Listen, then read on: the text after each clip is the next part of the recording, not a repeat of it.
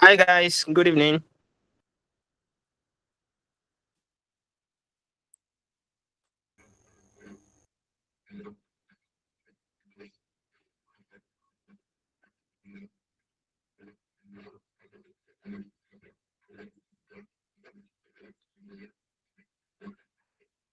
Mr. Michael, have you Yeah. started recording and live streaming?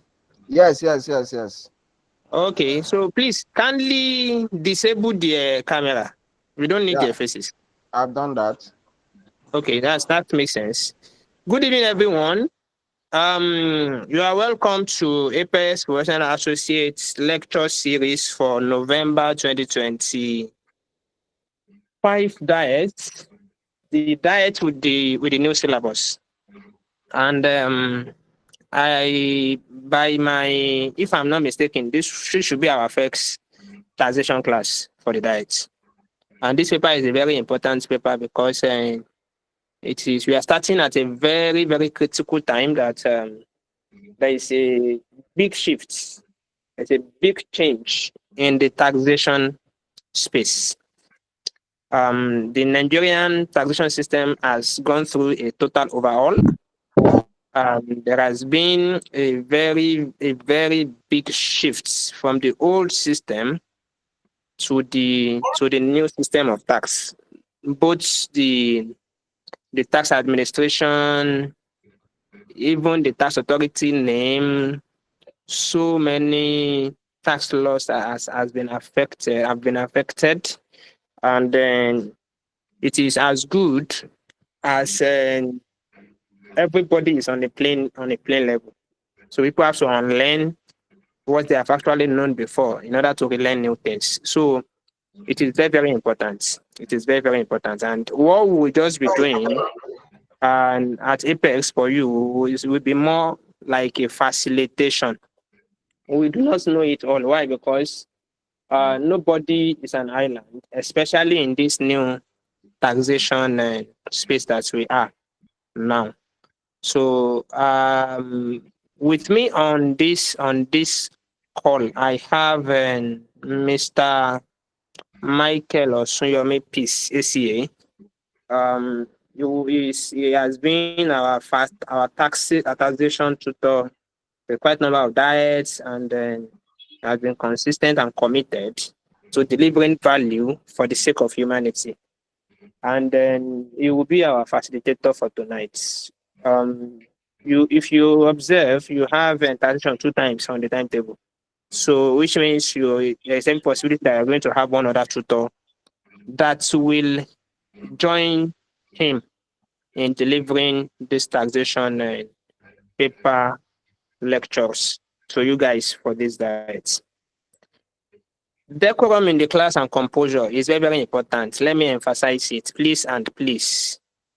The tutors have actually left their time and their schedule to be in the class. This is a free class, right? However, the quality you are going to gain and the quality of lecture you are going to take will be tantamount or more than where you even paid, right? We can actually assure you that.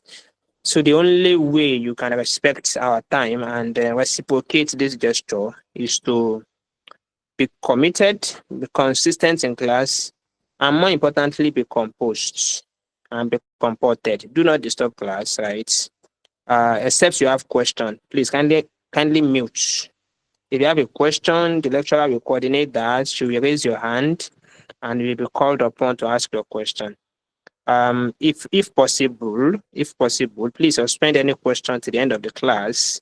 If a quite number of time will be allowed for you guys to ask your questions. The medium of delivery, as we all know, as we have witnessed from other lectures or other subjects, will be this Google Meet in combination with YouTube. So in case you are not able to join the Google Meet, just join on YouTube virtually and then attend the classes. So, Mr. Michael, please confirm if you have shared the YouTube link to the groups for the advantage of those people that are not able to join the committee. Yeah, it has Yes. been shared. Yes, it has been So sent. it has been shared. So Yes. that means we are set. Guys, enjoy your lecture. I have with me, I present to you Mr. Michael Osun, your mate PCC. You have the floor, sir. Thank you. Yeah, good evening. Thank you, Mr. Kabiru, for that introduction, and thank you for this time. Please permit me to mute everybody so that there won't be distraction, please. If I need anybody to talk, I will unmute everyone if I need you Please to go talk, ahead. please. So I've mute everybody for now. So I've muted everybody for now. So welcome and good evening to every one of us. And to most of us that we are just starting the ICANN journey for the first time. Yeah, I want to welcome you. All of us, we started like this, and then we are all qualified. We are all we are calling ourselves professional colleagues. And so I can't wait also to call many of you my professional colleagues in maybe in the next by May 2026 diet. Yeah, you have a lot of professional colleagues that will be calling from here. So this is our first class on taxation, and I will be sharing my screen very soon with us so that we can know the syllabus and what are the necessary things that we need to understand for the topic. So please, once you see my screen, please. Once you see my screen, please, let me see an emoji. Thank you so much. Thank you so much. So this is how we are going to operate. Any questions that you have, please write it down before the end of the class. I'm going to give everybody room to ask a question based on the number of time that we have. So we are going to attempt the question for everybody. So let's quickly run through the syllabus. And before I will run us through the syllabus, I would like to open our understanding to taxation. Taxation, we all know taxation is a critical topic that we need to know. And that's why the ICANN, one of the former ICANN presidents, I think, I can't remember her name, either Mrs. Oshiemi or something. She was the one that said taxation should be introduced back, because normally, if you have BSc in accounting, you are supposed to be exempted from audit and taxation skills. But with the introduction of the different finance act that is coming to play in our with the introduction of the Finance Act that is coming to play, it is now very, very important for us to know what is taxation. And you can see a lot of changes that have become in Finance Act 2019, 2020, 2021, 2022, 2023, 2025, and the latest one that is coming in 2025, which should become effective in 2026, January 2026. So it's important for us to have an understanding of taxation, because it is one of the major sources where government raise revenue for their for the government. For the government, it's the major source where government raises revenue for the government. So I would like to run us through the syllabus. What are the things that we need to know, and what is the weight per the syllabus? So the syllabus is divided into 5 parts. We have the introduction to taxation, tax administration, and ethics. That one is 20% weight. So that means in your diet questions, be expecting questions worth of 20% in your exam diet question. And you see this introduction to tax administration, and ethics. They are mostly the theoretical aspects of this topic. What you have in those chapters are theoretical aspects. Transaction taxes, we are talking about VAT, withholding tax, stamp duties, custom and excise duties. That one also 20%. Then personal income tax, 25%. The personal income tax, you are going to be looking at personal income tax of a salary earner, pay as you earn. How do you determine the income tax liability of a salary earner? You yourself as a salary earner, when a company gives you a gross salary and they tell you some statutory deductions, you should be able to do what? Go back. When you are done with this, when we finish treating computation of personal income tax, employment income, you should be able to bring up your gross income that they paid you, look at the statutory deductions, and look at what the company is deducting from your tax. You should be able to do that yourself.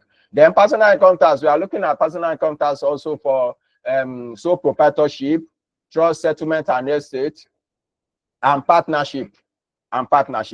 For company income tax, yes, this is where we have a lot of work to do. You can see the weight of that one, 30%. You should be able to do company income tax.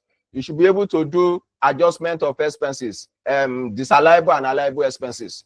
You must be able to do basis period. That is the first thing that we are going to be treating when we are going to be treating any topic on company income tax, basis period. And also, we'll be looking at how do you treat disallowable and allowable expenses? Because when you are doing your financial accounting, yes, any expenses is allowed in your financial accounting. But when it comes to taxation, there are some expenses that we don't allow. We disallow it in taxation. And the expense that you are going to be allowing in taxation, we meet up with WREN, only reasonably, exclusively, and necessarily spent. Any expense that does not meet up with this for will be disallowed. We'll be looking at capital allowance, and we'll also be looking at classes of companies, the groups of companies, and that one is determined by turnover. And lastly, we'll be looking at information technology in taxation. That one is 5%. Well, that one we are looking at what is the impact, what is the effect of technology in taxation. I don't know, many of us, if any of us is working with tax promas, or you have been remitting your payee to the state government, you see that a lot of things now, before you don't need to go to the tax office to go and do your payment. You can do all these things online yourself without not stepping to any tax office to do anything. So these are the breakdown, which I'm sure I've dropped it for us in our various groups. So what you need to do is to just look at it. I'll just run through it fast. Introduction to taxation. We'll be looking at what is taxation, the concept, the types of tax, and so on and so forth. Then we'll be looking at tax administration in Nigeria. That is chapter number 2. That means for every tiers of government, state government, local government, and federal government, they have their own tax administrator. Who are they? What are we supposed to know there? Their composition, their functions, their quorums, their powers. We have the joint tax board. We have many of them, but when we get there, we are going to be having understanding of that. Discuss the role and relationship between fiscal policy, tax legislation, and administration. We are going to be treating that. Then chapter number 4, national tax policies. Who are the stakeholders when it comes to tax? We'll be looking at that also. Then chapter number 5, basic ethical issues in taxation. Any of us that we are doing audits, and I think this topic too is in PM. I think it should be in your FR too, but I'm not sure. But I know it's in PM, is in audits. That's the 5 fundamental ethics that guides the conduct of we as a tax consultant or as an accountant. We are going to be looking at it. So once you know it here, that means you have know it in audits, you have know it in your PM. If you have it in FR, you have know it there also. Then chapter number 6, assessment, objection, appeal, and remittances. What are the procedures? What are the types of assessments? And what are the procedures for tax objections and appeal? Then TCC, how do you grant your process your TCC? Or what are the conditions? What are the things that you need to do when it comes to TCC? Most of these theoretical aspects is from chapter number 1 to chapter number 6. Most of them. Then the transaction taxes, we are talking about withholding tax. What are you supposed to know? Nature and objectives, the tax rates. I hope you all know that the withholding tax rates that you have in the study pack is different from what is in play now. Because with effect from September 2023, the withholding tax rate in Nigeria was changed. It was changed in 2023. And these are the things you need to know. You can see the breakdown also. Please go through it. The next one is VAT, value added tax. All these type of taxes are indirect taxes. They come under indirect taxes, transaction taxes. Value added tax is another type. What are the things that we need to know? The type of variance of value added tax. Well, what are the conditions? The penalties, the fines. Yes, these are very, very important for you to know in every tax topic. What are the penalties? What are the fines? Date of payment. Who the tax administration? How do you remit? How do you deduct? What is the process? Those are the things that we are going to be learning when it comes to VAT. Then stamp duties, the nature and the relationship, and the different items that you can come under stamp duties. Likewise, custom and excise duties. We will be looking at that one also. Then personal income tax. For personal income tax, we are going to be looking at taxation of employment income. There's a difference between contract of service and contract for service. They used to ask that question very well in your exam. And the types of income, types of employment, we'll be looking at it. Some other terminologies. How do you determine the principal place of residence of a salary of some classes of people?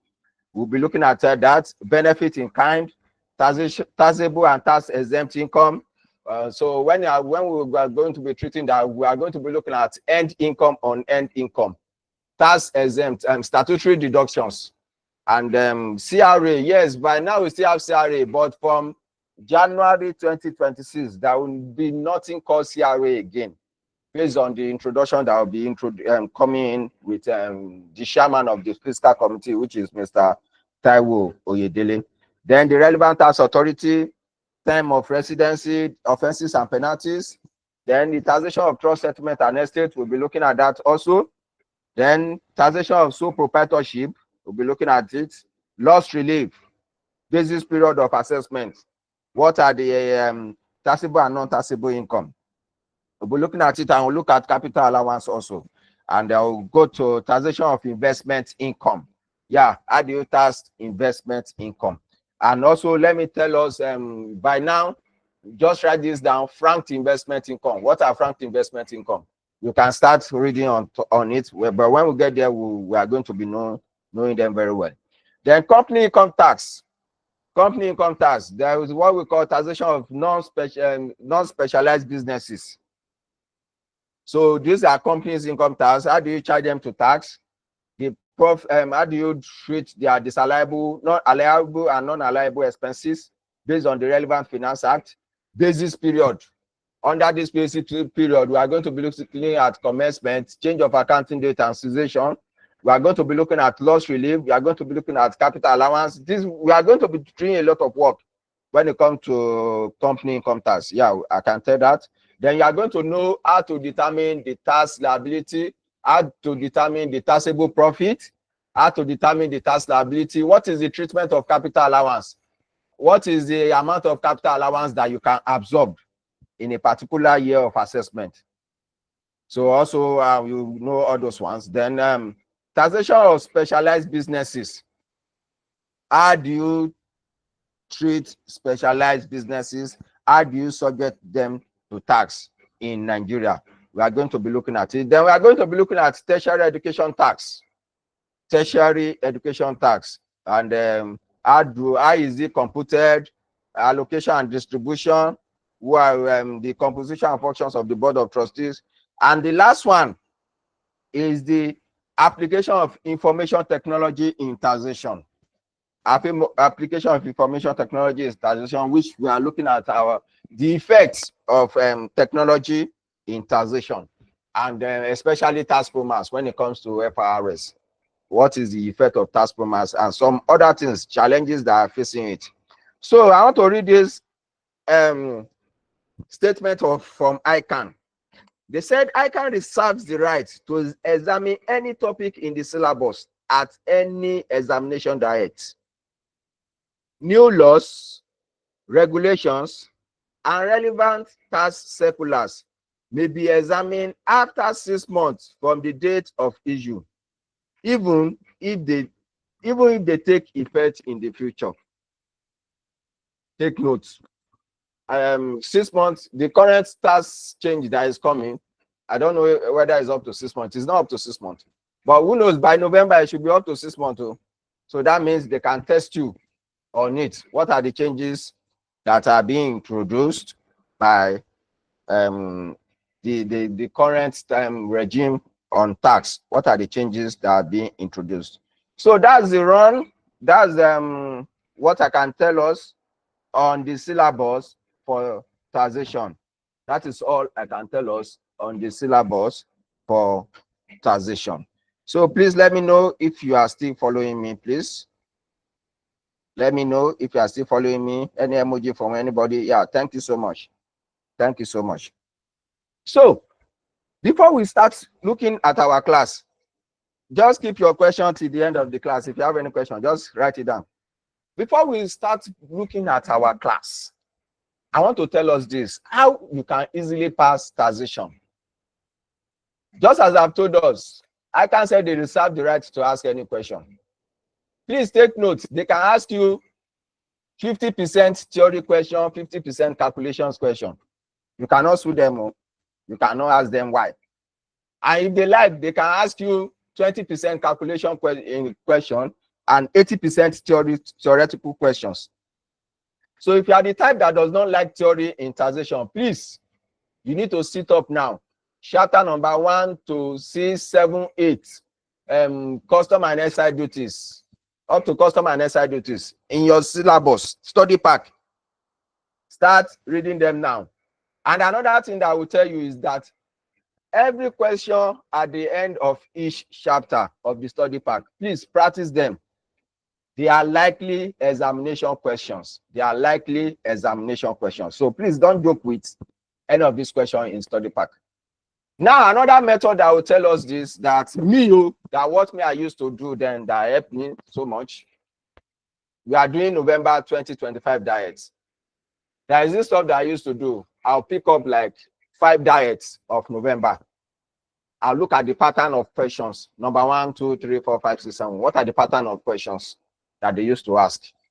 I'll look at it. Oh, this particular year, they asked this one. This year, oh, I can see this question in November diet 2021, 2022. I can see it's in like 4 diets. So it's used to help me. Then, especially question number 1. Question number 1, which is the compulsory 30 marks question. I can use to play with 4 different topics. Number 1, company income tax. Number 2, partnership taxation. Number 3, taxation of sole proprietorship. And number 4, taxation of employment income. The topics in question number 1 used to come for any of these 4. The last one they asked was on company income tax. I think the last 2 diets was on sole proprietorship. But what you need to know is that all those topics, there is one thing that you must be very, very good at, which are how are you going to be treating allowable and disallowable expenses? How do you recognize them? Allowable and disallowable expenses. Once you are solid in that, you know your business period very well, then I can tell you the truth, you are ready to pass ICANN taxation easily. So straight away, we are going to start looking at our theoretical aspects of this topic, of this course. So please confirm, can you see my screen again? Let me see an emoji from anyone. Okay, thank you so much. Thank you so much. Thank you. So please take note. Chapter number 1 to chapter number 6. That is where the 20% of the category A will be coming out from. Chapter number 1 to chapter number 6. Please, Carlo Messi, just write down your question. When we are done with the class, I will attend to us all. So what is the definition of tax?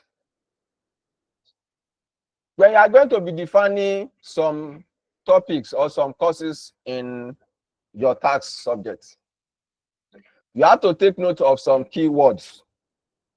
What are those keywords? Look at it.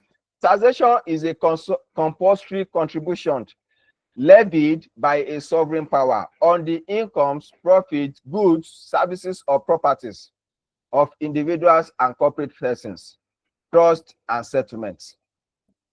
Another definition, he said, taxation is a compulsory exaction of money by a public authority for public purposes, or taxation is raising money for the purpose of government by means of contributions from individual persons. You can see that most of these definitions, they carry that, oh, taxation is a compulsory contribution Taxation is a compulsory contribution that is levied by a public authority or levied by a sovereign power. All of us, we have been watching most of these our epic Yoruba movies in the past that they said Owo Shakole in Yoruba language. Owo Shakole, that means, so where is your Owori? So taxation is not something that just started now. Taxation has been something that has been operating in the past. In the past. So please take note the definition of taxation. The next thing that you need to know, what are the objectives and purposes of taxation? The first one that you must remember is to generate revenue for the government. Revenue generation. The primary objective of taxation is to raise money to meet government expenditure. That is the main purpose why we are doing what? Operating taxation in Nigeria. Such as in provision of services like defense, law, other health services, and education. Yeah, government will use taxation. Taxation is, in fact, taxation is part of the major revenue of the government. There are some countries that their major revenue is from taxes. Apart from mineral resources, there are some countries that their major revenue is coming from taxes. UK major revenue is coming from taxes. I don't think UK has any mineral resources. I don't think so. So objectives of taxation, revenue generation, please. All these ones, you must be able to know them so that if that can you ask you a question in them, you can be able to write down your point easily and get your marks and move on and treat another question. Redistribution of income and wealth. The doctrine that taxation should be based on the ability to pay, so that the burden of taxation ought to be heavier for the rich, more men than the poor, with the taxes collected being used to pay for social services for the less fortunate. Yeah, taxation is used to distribute income and wealth, because once the government collects this taxation, the higher you earn, the higher you pay. So that means somebody that is earning like 1 million naira, the tax that that person will be paying will be different from someone that is earning 100,000 naira. So when that person now needs, the person that is earning 100,000 naira, he may not be able to provide some basic amenities for himself. That means those are the class of people that you'll be seeing in government hospitals. Those are the kind of people you'll be seeing when government are doing follow. Those are the kind of people you'll be seeing when government are doing distribution of free food. I'm sure you cannot expect to see Dangote. Government is doing sharing of free food. You'll now see Dangote to queue for such a thing. It's not possible. Redistribution of income and wealth. Management of the economy. Taxation is important in planning of savings and investment by harmonizing it with different government strategy and changing economic structure. Government can use taxation as a powerful fiscal weapon to plan and develop a country. Yes, you can use taxation to develop an economy. There is a topic that you are going to be meeting in your advanced task. They call it pioneer legislation. Pioneer legislation is a form of, oh, let me develop this thing. Oh, we cannot produce tin tomato in Nigeria. We are always importing. You now went to countries that are producing tin tomato. Come to Nigeria, come and start production of tin tomato. We'll give you land. You will not pay tax for 4 years. We'll give you do a lot of things. Don't worry. No tax for 4 years. You employ our people. Once that kind of company should come and operate in Nigeria, what's going to happen to the economy of Nigeria? The economy of Nigeria will improve, because instead of we spending our hard currencies and import, our importation will reduce. And once your importation is reducing, it means you are creating money for your economy. Once you are creating money for your economy, you are creating employment for your economy in the economy. Before you know, there will be booming in the system. And also tax can be used to control inflation also. Then harmonization of economic objectives. Harmonization of diverse trade or economic objectives of different countries can be achieved through a good tax system. Then lastly, taxation is a device to improve gross national income, induce economic development, and influence favorable balance of payments with other countries. Favorable balance of payments with other countries. I used to make mention of one particular place in whenever I'm doing my classes in tax, which is this area after Agbara. Agbara, there is this area, they call it Igbesa. Igbesa. Anybody that knows that area before, is a thick bush area, a very, very thick bush area. And it was the Ogun State government. Yeah, Ogun State government established free trade zone there. And some Chinese company, they came to that area, they established their, I think they are manufacturing furniture in that particular area.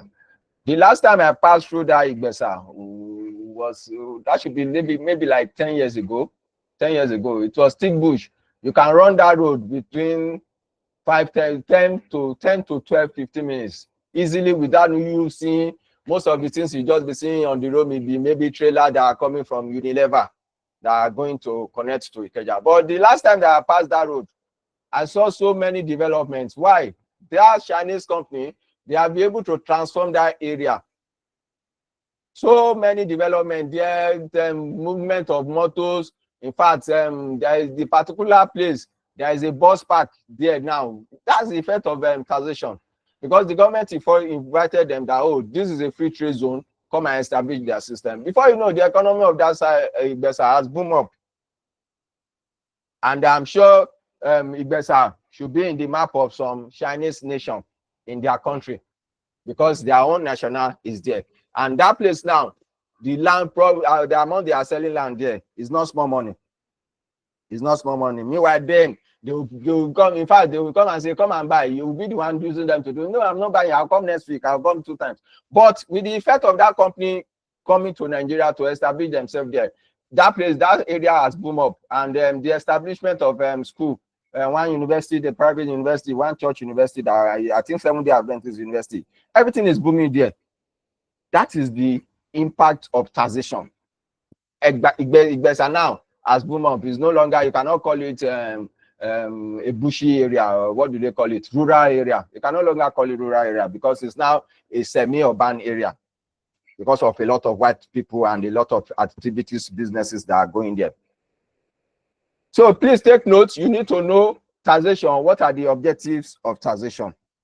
Taxation, and what are the objectives of taxation? So let's move to types of taxes. Type of taxes.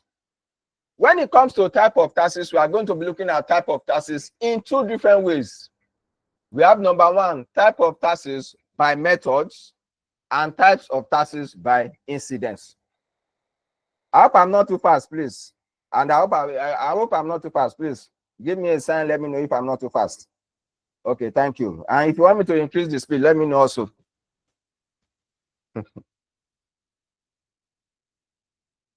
So type of taxes, I said type of taxes, we have them based on method, and we have it also based on incidence.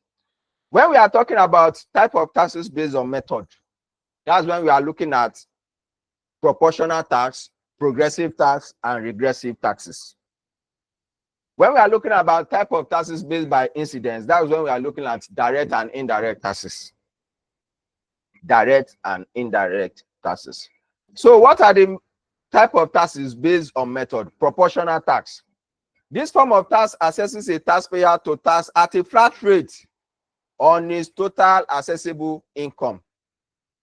Therefore, the tax payable is proportional to the taxpayer's income. For instance, at a flat rate of 20%, a taxpayer will be with total assessable income of 100,000, we pay tax of 20,000. While a taxpayer with income of 1 million, we pay a tax of 200,000, and so on. So the objective is the redistribution of income from the well-to-do to the less privileged.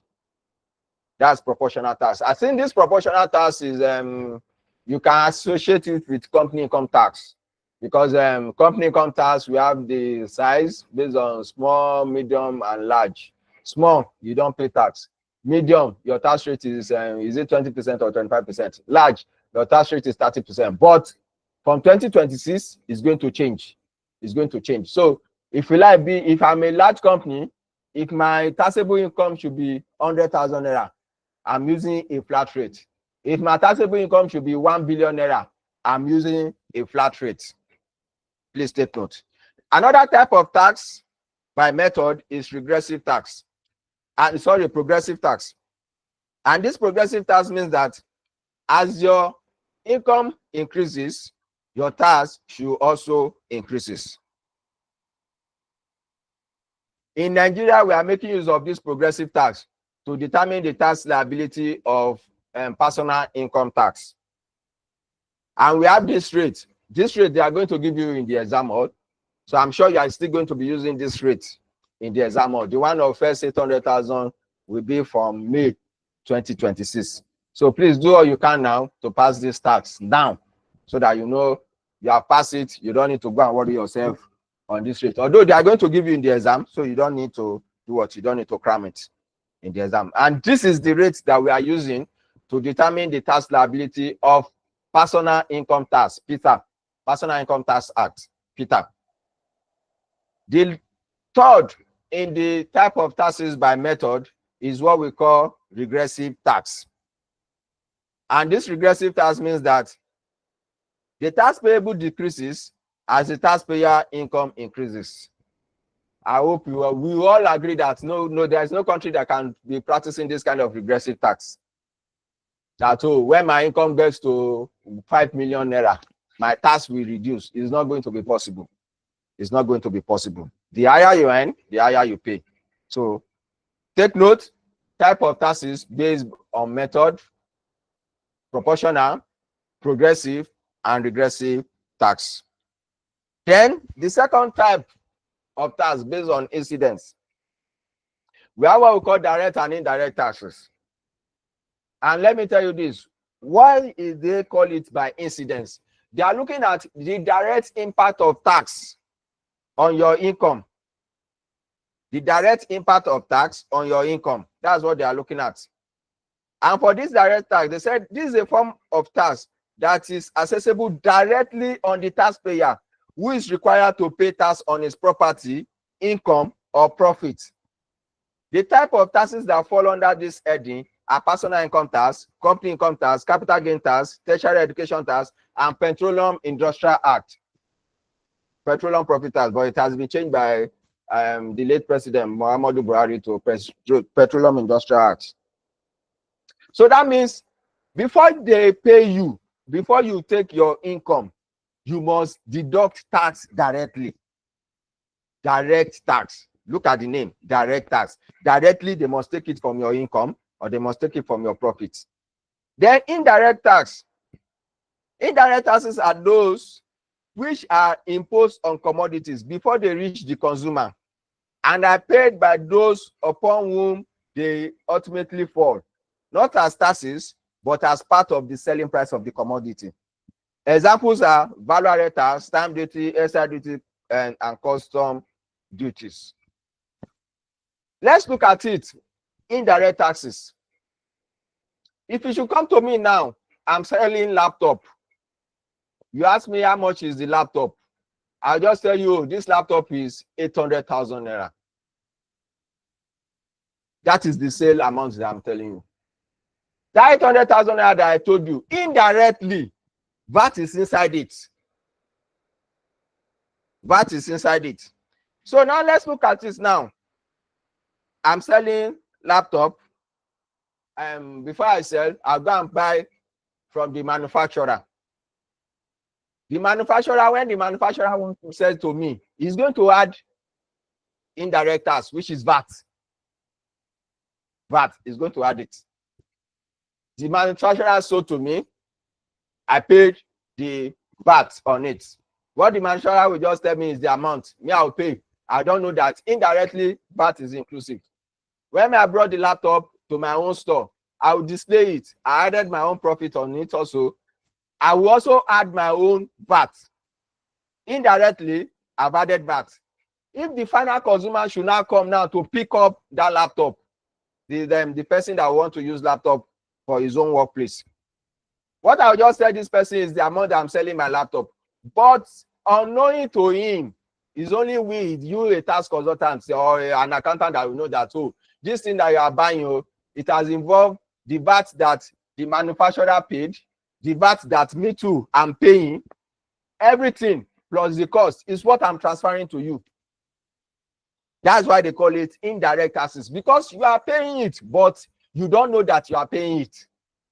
It is when you now look at the invoice, you now see that, so this laptop is just 9,975, 9,992,500, 992,500 naira. Oh, the tax in it is 7,500. You are paying it, but you don't know that you are paying it. That is indirect taxes. Indirect taxes. So indirect tax may affect the cost of living as they constitute taxation on expenditure. You can see the impact of custom and excise duties on motor now. If you want to clear motor vehicle now, and if you are an importer of car, the amount that you are paying for income and custom and excise duties now, what will you do? You add it to the price of the motor. Before you know, Toyota Corolla that you are buying for 4 million, 5 million, 6 million. Now go and price Toyota Corolla. Go and price it now. That is the impact, indirect impact of tax. Indirect impact of tax. Please, I hope you guys are following me, please. I hope you guys are following me. I don't want to rush. So let's be taking it one by one. Thank you. Then we have the tax system. So please take note, type of taxes based on method, based on incidence. Method, progressive, regressive, and proportional. Methods, direct and indirect tax. What are the types of taxes under direct? What are the type of taxes under indirect? Please try and know them. Try to know them. Although we have it in the note. Sorry, I'm going to drop that note for us. I'm going to drop this note for us later on. So anybody that wants to read on it, you can start reading on it and start getting down your point. So the tax system. The tax system in Nigeria usually involves a tripartite aspect. So that means there are 3 different aspects that is involved in our tax system in Nigeria. The first one is the tax policy. They are going to formulate a tax policy, back and forth, back and forth, back and forth. Later, they will take it to National Assembly. Once they take it to National Assembly, those one did their hearing on it. I don't know whether first hearing, second hearing, or I think there is just 2 hearings now. So once they one did finish their hearing, the president or the governor will sign. Immediately the governor sign it, it has become a tax law. What is the next thing? It's the tax administrators. Those one will not carry it on their head. Yes, this is what the tax says now. This is what you are supposed to do now. This is what the tax says now. This is what you are supposed to do now. So what is tax policies? Tax policies are general statements of intention which guide the thinking and action of all concerned towards the realization of the said goals. They usually include movement of emphasis from income tax to consumption tax that is less prone to tax evasion, pursuance of a tax law regime with the aim of reducing individual tax burden, widening the tax net, and encouraging savings and investment. Then introduction of the self-assessment scheme to encourage taxpayer participation in the tax system assessment process, which is considered to be realistic in approach. What Mr. Taiwo Edele did is tax policy.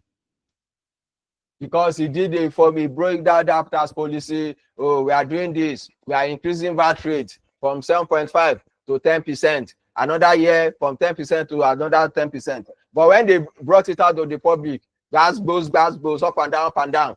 Oh, okay, we are not doing VAT. VAT is not going to be increased again. It's going to be 7.5%. Oh, they did another policy, company personal income tax. Oh, this your CRA, nothing like CRA again. What they are going to be introduced is rent allowance, which is 20% of so and so amount. Rent allowance, blah, blah, blah. You can see the number of times that man has to be doing like seminar, webinar, going to different states, going to different regions to go and be doing what? Speaking on that tax policy that he did. That is the tax policy. Then the tax law. The tax law includes the following notable tax legislations in Nigeria. Once the tax policies has been listened to, just as I've mentioned, the next thing is to go for the National Assembly or State House of Assembly for necessary hearing.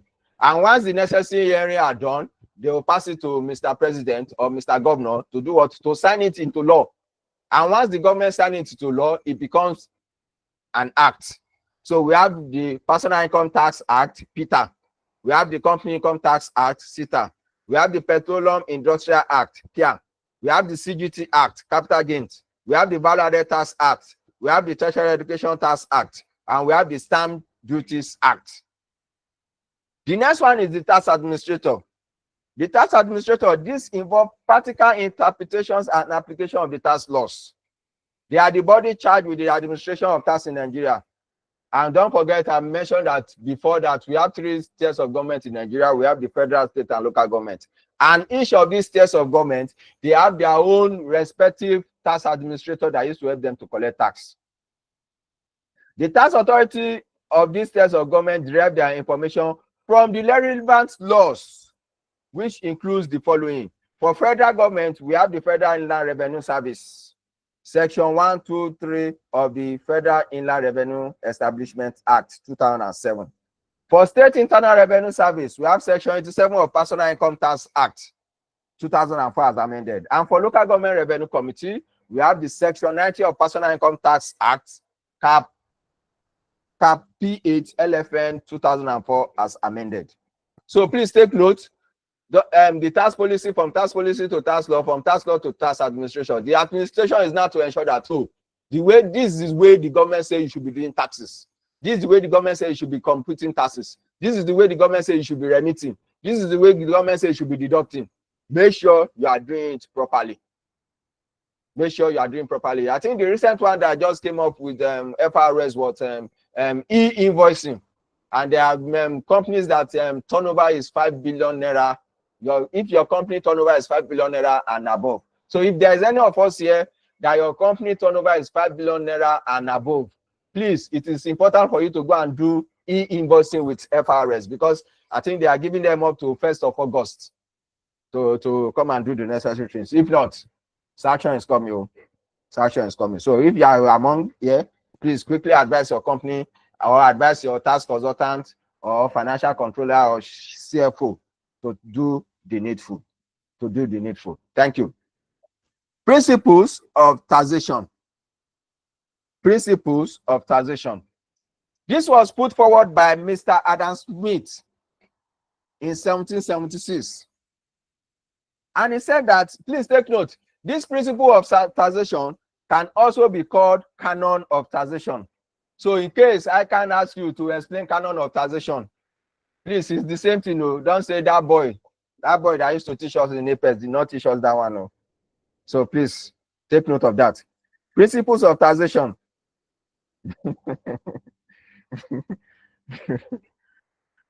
This was put forward by Mr. Adam Smith, and is the characteristics which is usually called canon of taxation that a modern tax system should have. What are these principles or canon or characteristics of a good tax system? Question can come like that. What are the characteristics of a good tax system? Or what are the canon of taxation? Or what are the principles of taxation? So if questions will come in this format from your exam, just know that it's a bonus mark. List it and explain. List it and explain. That's how you can easily get your mark. Number 1, equity. This affirms that every taxable person should be taxed according to his ability. Thus, the rich should pay more while the poor pay less. The rich should pay more where the poor pay less. Take note. B, certainty. The time of payment, manner of payment, and the amount to be paid should be certain and clear to the taxpayer. The determination of tax liability should not be left to the whims and caprices of tax officials. That means, as an individual, as an accountant of your company, as the person in charge of your tax unit, you should be able to determine what are the taxes or the tax liability of your company. What are the time of payment, the manner of payment, and the amount to be paid. What are the time of payment to pay payee? What are the time of payment to pay company income tax? What are the time of payment to pay VAT, withholding tax in Nigeria? What are the type of payment to pay tertiary education tax and other levies, police and police trust fund, NSTF or something? I've forgotten that name. What are the time of payment? It should not be only tax official that should know it. As a taxpayer, you should be able to determine it also. The next one, convenience. The social and economic standing of the taxpayer must be taken into consideration. Thus, the time of payment should not inconvenience the taxpayer. You should not say that, oh, my year end is 31st of December 2024. Make sure you pay your tax on or before 7th of January 2025. Abba. Why now? You can see your payee latest 10th of the preceding month. Company income tax latest 6 months after your year end. VAT 24th and withholding tax 21st day of January, 21st day of the preceding month. So that means the time is convenient enough if you know what you are doing. Administrative efficiency. The process of levying and collection must be administratively efficient, transparent, and must not cause economic distortion to the taxpayers. It must be efficient. Don't bring problem to the taxpayer. Don't stress the taxpayer. Simplicity. The tax system should be such that it is simple to understand by the taxpayer. Let the taxpayer understand it easily. Let them know, oh, how do I do VAT? How do I do PE? How do I do company income tax? What are the salable and allowable expenses? What are the necessary things that I need to know? The good tax system should be productive. The tax system should be such that brings in sufficient revenue to the government. The cost of administrating the tax should be less than the revenue such tax will generate. FRS should be productive. The respective State Board of Internal Revenue should be productive. The respective local government revenue committee should be productive. Whatever taxes that they generated should be able to cover their own administrative expenses, and they should also be able to remit some to the government. Not that they will collect tax of 100 million and their expenses, administrative overhead expenses is now 150 million. They are now coming to meet government. Please come and give us extra 50 million.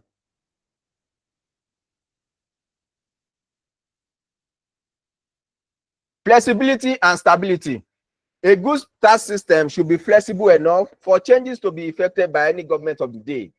This flexibility, however, must be balanced with the need to have a stable tax system. It must be flexible. Finance Act 2019 came, nothing happened. It was signed into law. 2020 came, nothing happened. Easily. 2021, easily. Finance Act 2022, 2023, 2024, so up to the latest one that we have, which will take effect from 2026. So it should be flexible and stable. There should be no issue. There should be no government. Every government should sit down, discuss with your stakeholders before you roll out the different taxes that you have. What are the sources of Nigerian tax laws? The sources of Nigerian tax law. Number one, we have the customary laws. And these are the customary laws are native law and customs that are governing the taxation of incomes, goods, and properties of persons or communities within an ethnic group. In the Islamic law, which is basis of Muslim law, there is usually that one is usually applicable in the northern part of Nigeria. And we have the different types of taxes of customary law. Number one, we have in Yoruba land Ishakole. And this is payable in Yoruba land to heads of communities or obas on the produce from farmland. Igbo, eastern part, we have the Osusu. Please permit me if I didn't pronounce it very well. This one is applicable in the eastern part of Nigeria. And we have in the northern part of Nigeria, Zakat, which that one is the customary laws. Then we have the statutes. These are tax legislation passed by acts of the national and state assemblies and bylaws by local government authorities in the democratic government or decrees or edicts under military governments. This legislation confers necessary powers on tax authorities to impose taxes on the citizen, that is, individuals, companies, trust, and settlement. And the examples is number one, Peter. Another one example is SITA. Please, it's not opposed to Peter. Personal Income Tax Act. Please start getting familiar with some of this abbreviation. Once I mention Peter, it's not opposed to Personal Income Tax Act. Then SITA, Company Income Tax Act. Thank you. Then the next one, we have the case laws. The case law, this is the doctrine of state decisions, that is judicial precedents under the doctrine, judgment pronounced by superior courts of record, namely high courts, appeal courts, and Supreme Court, on principle of tax laws and the interpretation of the provision of tax statutes are binding on lower courts. Case laws, for example, there is one case law that was decided last year between FRS and one company. They have been on that case since I think 2000 and 2002. FRS subjected that company on best of judgment assessment. That company now sued FRS. So they started from the lower court tribunal, moved to the next court until you get to Supreme Court. And the Supreme Court made the decision that FRS does not have the power to be subjecting companies on best of judgment. And you just look at Coca-Cola. Your Coca-Cola, you are paying tax of 20 million. When Pepsi Cola is paying tax of 200 million. No. Best of judgment. The Supreme Court made that decision. I'll look for that case law and I'll drop it in our groups. The Supreme Court made that decision that FRS does not have that power. That is a law. Because if FRS should come to my office now and be doing best of judgment to me, I'll bring them to them this decision of the Supreme Court. That maybe this is the decision of Supreme Court that you don't have the power to do this and this and this and this and this. But it is for those of us that we know. If you do not know it, they will shakara you.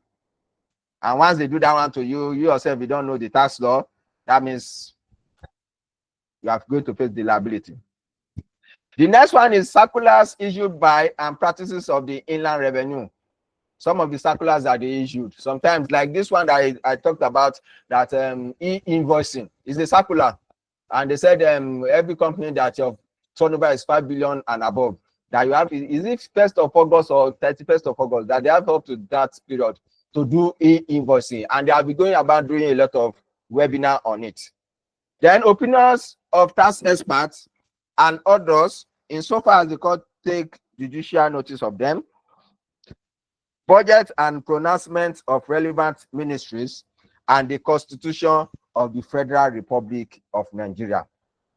Those are the sources of Nigerian tax law. Those are the sources of the Nigerian tax law. So let me stop here a little. Let me allow, if you have a question, let me quickly open up. I can see this madam. I don't know whether he is a man or woman. Kelu Mercy has been raising up hand since. So I will allow you guys to ask a question so that we quickly jump to chapter number 2 and we'll look at it. We need to look at this theoretical aspect as fast as we can. So please, Kelu Mercy, please go on. Unmute yourself and please ask your question. Please, fast. Thank you. Thank you for that clap, Rebecca. Kelu Mercy, please, you have the floor. Thank you, thank you. Kelu Mercy. Okay, Michael Shimamanda. Hello. Okay. Hello. Hello, good evening. Okay, good evening. Should I Good continue? evening. Yeah, Michael Shimamanda, please continue. Okay, you said something about tax law, about best of judgment, and like I kind of missed what you were trying to say there. You know, like let me give for example. I work in an inland in a tax office, in a state tax office, and sometimes when we go for tax audit, we normally give them best of judgments, right? And for taxes they were avoiding and other things, you know how we calculate this stuff. So how will they challenge it? Like this has been going on, and each time we go for a tax audit like that and we give them best of judgments, all they just need to do is kind of discuss with us, kind of have a conversation, and you know this is Nigeria now, right? So I want to know really how someone who knows this thing can actually defend it. That's it. Thank you. Yeah, thank you. You know, when it comes to, I think you are working with State Board of Internal Revenue, right? So yes. is between FRS and a incorporated entity. So I don't know whether an individual can interpret it, but I think an individual can interpret it. So when you give a company a best of judgment, definitely what I would do is to go and gather my facts. Me too, as you know, I will have a tax consultant now that every of us will be versed in the law. It's law versus law that we are going to be quoting for ourselves now. And also your Okay. ability to be able to deliberate and discuss with each other. You know, most of these things is just for you to calm down. Oh, I'm sure you are at tax office. If maybe someone like me now, I'm a lecturer in this group. I have a student that is always talking to me anyhow, and that student is asking me question. You know, the person in me can say, "Shebi, it's you that talk to me that way, that day." I'm not answering your question. So you know, if now you are in tax authority, a taxpayer talks to you anyhow, you yourself, instead of you as a tax person, you want to calm down a little on the best of judgment you are giving this person. But once that person has talked to you anyhow, you have given yourself bass of some words. You know, you yourself, you want to start on your ground. So as that kind of company that you are giving a best of judgment to, what they need to do is to go and gather their facts, reject your objection, and you know it has period. They have timeline that they are supposed to do their rejection or objection or whatever things that they need to do. I hope I've answered your question, ma'am. Yes, yes. Okay, thank you. Mr. Kalumesi, can you go on now? Okay, good evening, sir. Good evening, boss. Sorry, when you started, you meant mention of that every year that compulsory 30 marks question, that number one question, that it comes from 4 different areas. I was able to get to just to, you said company income tax, tax of sole proprietorship. The other two I didn't get it, please. Baba don't the plan question down. Yes. Thank you.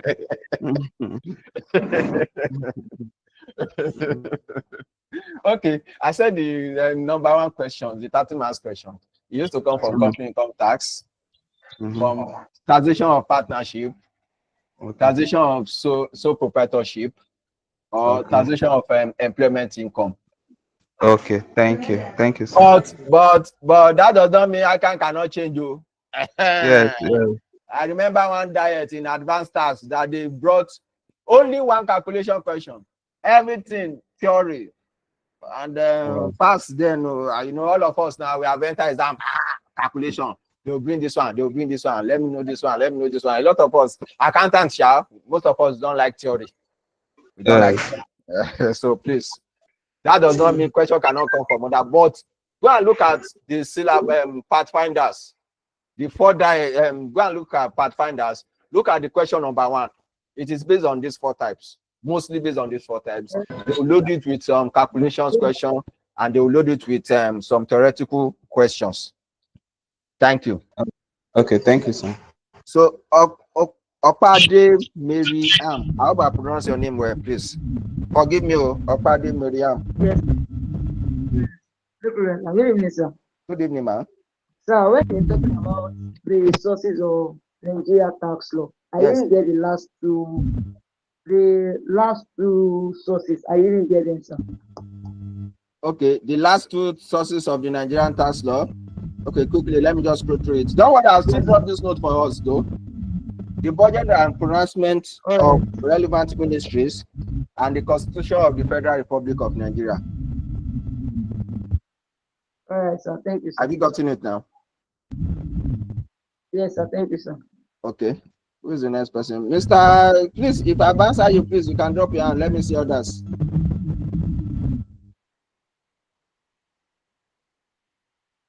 Hold on. Who is this next? Is Emma Ediong is so please, Emma Ediong, please let me just call Emma Ediong.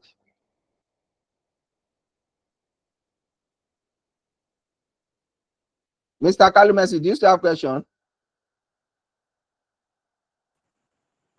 Please, sir, can you hear me? Good evening, sir. Oh, okay. Good evening, ma'am. Can you pronounce this your name? I already asked my question in the message, but can you please pronounce your name? Can you pronounce this your name? Emma Ediong. Emma Ediong. Okay, thank you. It's fine, sir. Sir, please, when you were talking about types of tax, you made mention of types of tax by method and by incident. Yes. So, but during my IS research days, we were taught that types of tax just direct and indirect. And now under direct tax, that's when we have proportional, progressive, and regressive. So I wanted to know if things have changed, or this one, or this one that is like mentioned by incident is just the ICAT standard, or the both of them is correct. This is what is correct. This is what is practical now. Type of tax is based on method and by incidence. By method, we are looking at, what are the methods at which they charge tax? We have the progressive, regressive, and proportional. Then the incidence, that one you are looking at what is the impact of tax on the taxpayer. Just as we have direct and indirect tax. Direct tax, before they pay you, your company, before they pay you, they give you a gross income of 1 million. They told you that, your gross annual income is 12 million naira. You know, anybody that does not know that, there are some deduction and things, will be expecting at the end of the month, you should be collecting 1 million naira. Abi? But when they now wanted to pay you, they pay you like 800 and something thousand naira. You now went to ask them what happened now. They now say that you don't know there is tax. So that means directly, I hope you get that. Directly, they are taking it from you. That is direct tax.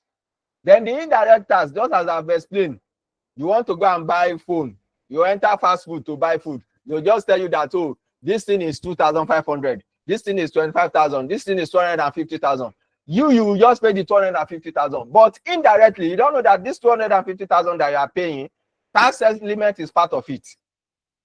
That is the indirect tax. I've answered your question, ma'am. Yes, sir, but I'm a bit still confused. On what? Like, let's clear that confusion.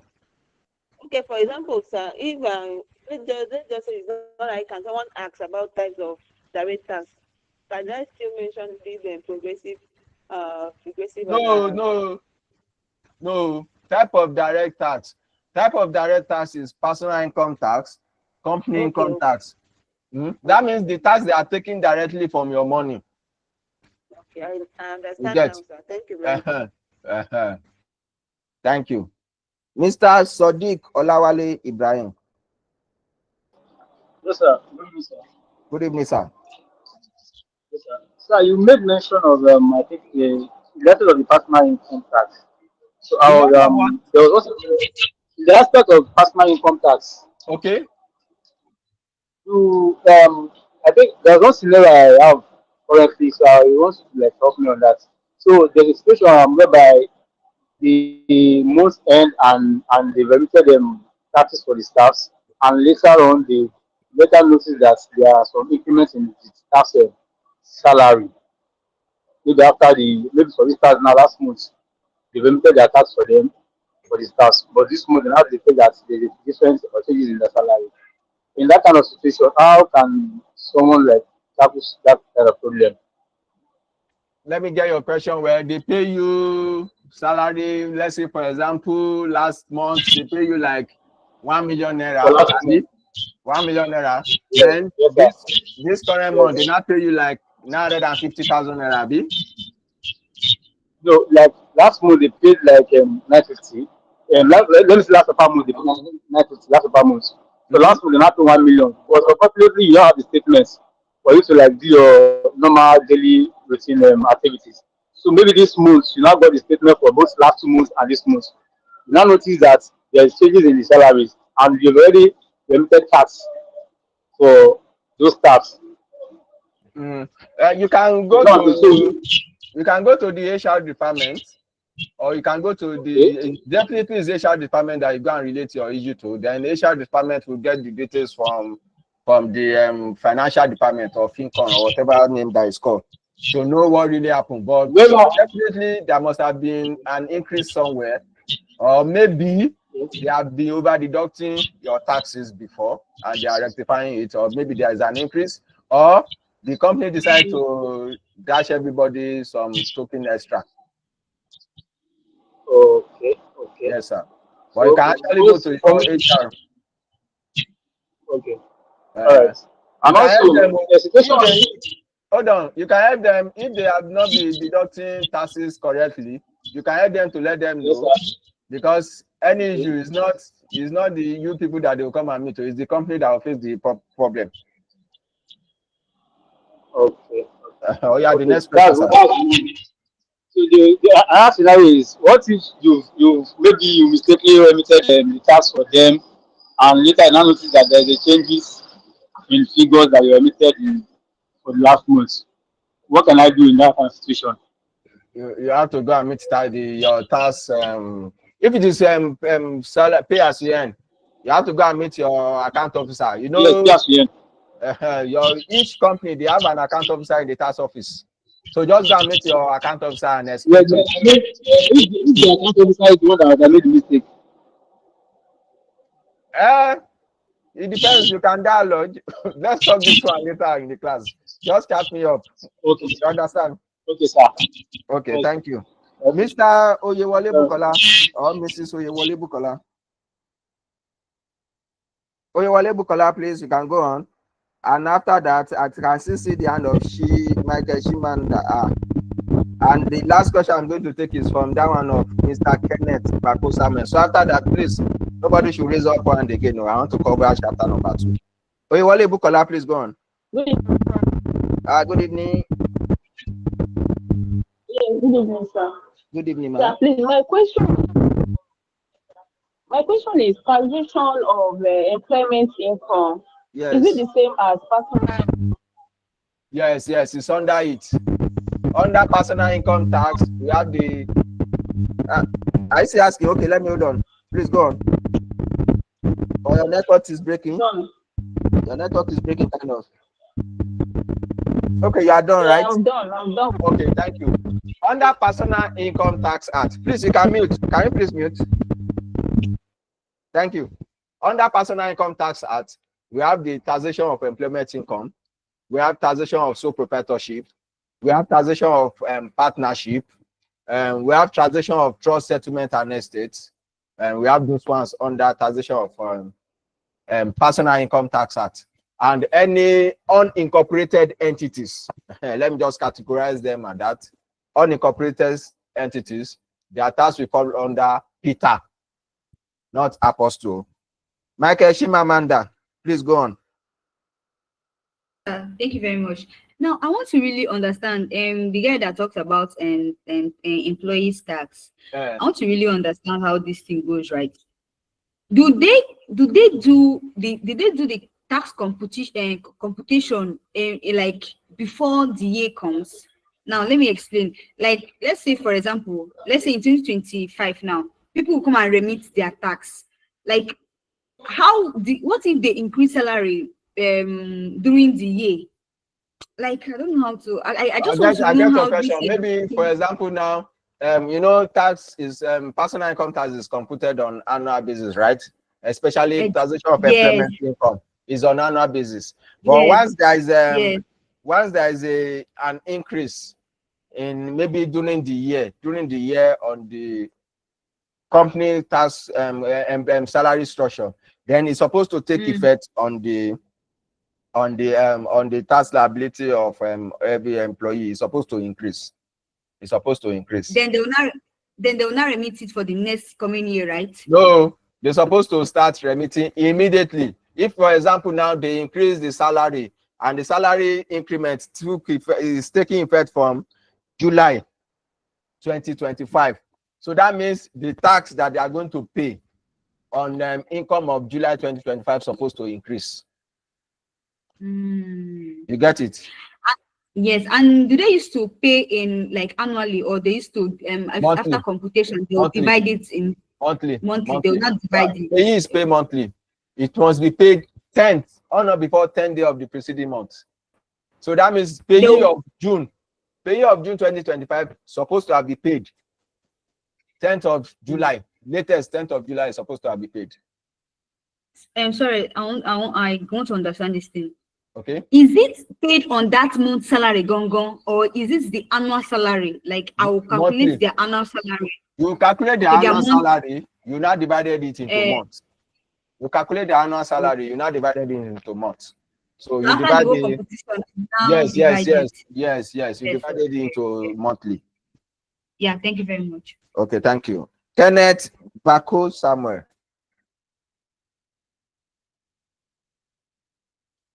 Kenneth Bako Samuel. Good evening. Yeah, can you hear me? Go on, sir. Okay, good evening. I want to appreciate you for the wonderful lectures. Thank you, sir. You've done well. You've done justice to the topics. Thank you, My sir. question is on tax incidents.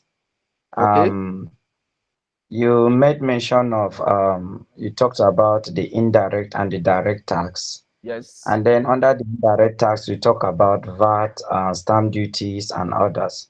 Yes. I want to, and under the direct tax, you also mentioned some personal Mm. income tax, company income tax, and so on. Yeah. I want to ask, withholding, they say withholding tax is deducted at source, right? Yes. Um, you didn't mention it among your the sample you listed. So I Oh, just want to know whether it falls under direct or indirect. Then under forms of tax uh, by method, yep. my question goes on progressive tax. When applying the tax rate, I don't know whether I'm asking this question at the right time or I should wait until we start Go the on, go on, go calculation. on. Go on. When calculating taxation and applying the tax rates, 300 by 7% and so on and so on. And the final one you said, any amount above three 3,200,000, right? Mm-hmm. Um, charge based on 24%. Yeah. So what if you have charged the 1.6 million, and then the remaining balance is not up to a million, or even not up to 500,000? How will you calculate that remaining small balance? Okay. Thank you. So, okay, let me first take this your second question first. We are still going to be meeting it very well in when we are doing personal income tax. Okay. So, once you have gotten the chargeable income or taxable, we call it chargeable income. Sometimes you can see it's taxable income. What you're not supposed to apply is the this rate. So now let's say you may mention that too. After I've done over 1.6 at 21%, and what is left is now like 100,000 or 500,000, then I'm going to apply 24%. Even after I've deducted the 1.6 and I still have like 100 million naira, then I'm going to apply 24%. I'm going to apply 24%. We are still going to be meeting this when we are doing personal income tax. So just relax. There's still some work we are going to do that everybody will have a proper understanding of it. Then for withholding tax is a tax that is deducted at source. It's a tax that is deducted at source. So we cannot really categorize it under indirect or direct tax, but sometimes I used to look at it that is a direct tax. Because now, if I should give you a work to do for me, and this work I'm supposed to deduct withholding tax. Maybe now I gave you a business transaction for you to do for me. You are a professional tax consultant, and you are charging me like 1 million naira per year on the tax consultancy. There is a withholding tax rate of 10%. 10% for companies, 5% for individuals that we're supposed to apply. Before I will pay you, the obligation for me to deduct is on me. That means before I will pay you what we agree 1 million, I must not pay you that 1 million. I must apply the applicable withholding tax rate before I pay you. If I should pay you 1 million, I did not deduct withholding tax. The day that the tax authority will come, I'm the one that will face the problem. It is not you. I have to get that on withholding tax. So you can look at it that it's under direct tax. I have to get it, sir. I have to get it, sir. Okay, sir. Okay, Yes, sir. you. Thank you very much. So please, I others, appreciate please it. let's hold your question. I can see one person. I have a question. Rebecca, then you can just keep your question. Let me quickly run through chapter number 2. And others, please just let me keep your questions. Let's quickly treat chapter number 2, and I'll answer everybody's question. Let's quickly treat chapter number 2 so that we'll take the time. So please, I want to meet everybody now. Auntie Rebecca, you can just quickly type your question in the group, and others, you can quickly type your question in the group. I can see 2 people raising hand. You can quickly type your question in the chat. So maybe I will attend to it as fast as I can. Thank you. Please, you can go ahead and type the question in the chat, so I will look at it and attend to you guys. Thank you. So let's quickly move on and go to chapter number 2, which we are looking at tax administration in Nigeria. Please, if you have been enjoying the classes so far, please show me some love. Let me see some emoji, some joyful emoji. Yeah, thank you, thank you, thank you. Thank you so much. Thank you so much. Thank you so much. Thank you so much. Yeah, thank you. We'll try our best to ensure everybody pass tax. Everybody. We'll try our best. Just follow what we'll be teaching ourselves, and I'm sure everybody should be good. Thank you. So let's move on. Tax administration in Nigeria. Who are the people that are responsible for collecting taxes for the relevant government in our country, Nigeria? We have what we call organs of tax administration. And the first one that we are looking at is the Joint Tax Board. And this Joint Tax Board, it comprises of members for Federal Inland Revenue Service and all the State Board of Internal Revenue, inclusive of FCT Internal Revenue Service. Just as I mentioned to you when we are looking at the syllabus, that for each of this chapter number 2, all this tax administration, write it down. You are supposed to know their composition. You are supposed to know their functions. You are supposed to know the quorum. And you are supposed to know the powers. Some of them that have the powers, you are supposed to know these 4. Please take note. You can write it down if you need to write it down.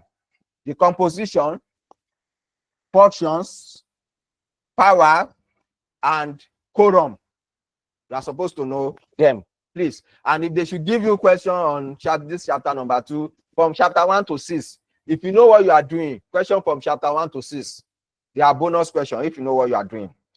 So let's look at the ones that we can treat up to 8:45, so that I'll stop from there, then I will attend to questions of everybody. The first one is what we call the Joint Tax Board. And what is the composition of the Joint Tax Board? Please take note of these 4 names. We have the chairman of the FRS, which shall be the chairman of the JTB. Take note. 1 member from each state, being a person appointed pursuant of section 86, subsection 2A of PITA. 1 member from each state in Nigeria. 3, the JTB shall appoint an officer who is experienced in income tax matters to be secretary to the board. So that means there is going to be a secretary to the board. And number 4, legal advisor of the FRS shall be in the attendance of the meetings of the JTB. And that means the person is going to serve as the advisor to the board. So that means for composition of JTB, we have the chairman, we have 1 member from each state, we have 1 member from each state, we have the secretary to the board, and we have also legal advisor to the board. What is the quorum? 7 members of their representative shall constitute a quorum. Then what are the functions of JTB, Joint Tax Board? A, the board shall exercise the powers or duties conferred on it by PITA and other acts. Advise the federal government in respect of double taxation arrangements with other countries. Advise the federal government in respect of rate of capital allowance on that and other taxation matters.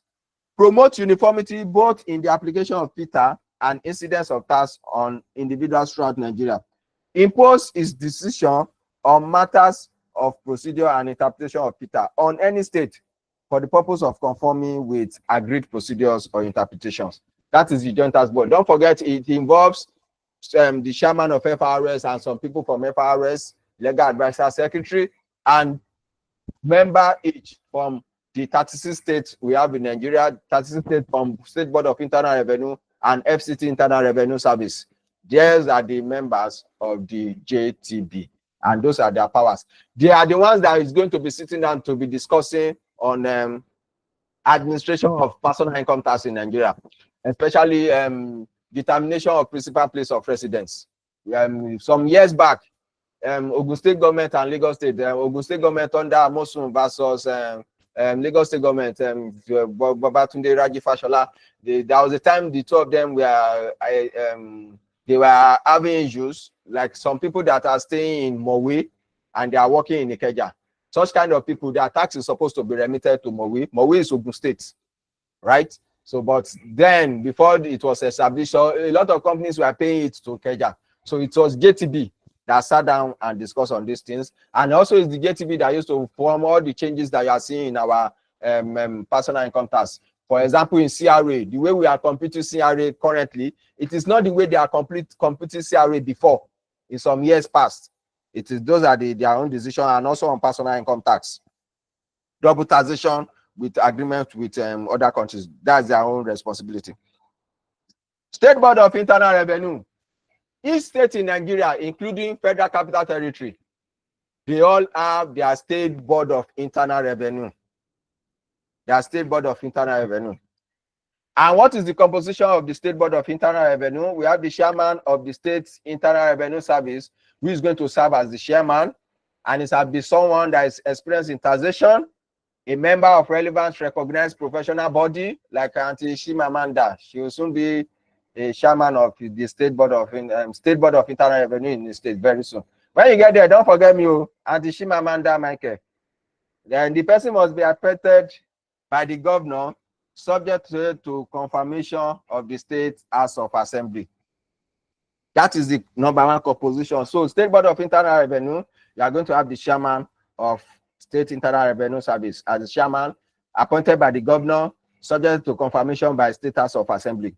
We have the directors from within or outside the state service as part of the composition. We have the director from the State Ministry of Finance. We have the legal advisor of the State Internal Revenue Service. 3 other persons appointed by the state governor on their personal merits, one each representing a senatorial district in the state. And the secretary of the State Internal Revenue Service, which shall be an ex-official member. Please take note of the compositions of State Board, SBIR. The quorum, any 5 members of SBIR, who shall be chairman or a director, shall constitute a quorum. What are their functions? Ensuring the effectiveness and optimum collection of taxes and penalties due to the government under the relevant laws. Doing all such things as may be deemed necessary and expedient for assessment and collection of the tax, and shall account for all sums so collected. Make recommendations where appropriate to the JTB on tax policy, tax reform, legislation, tax treaties, and exemptions as it may be required. Generally controlling the management of the state services on matters of policy, subject to the provisions of laws setting up the State Internal Revenue Service, and appointing, promoting, transferring, and imposing discipline on employees of State Internal Revenue Service. Then other issues relating to delegations of functions. The State Board may, by notice in Gazette or in writing, authorize any person to perform or exercise on behalf of the State Board any function, duty, or power conferred on the State Board. Then receive any notice or other document to be given or delivered to it, or in consequence of this act or subsidiary legislation made under it. Please take note of the functions. Then for each of these State Board of Internal Revenue Service, we have what we call their technical committee. What is the composition of the technical committee?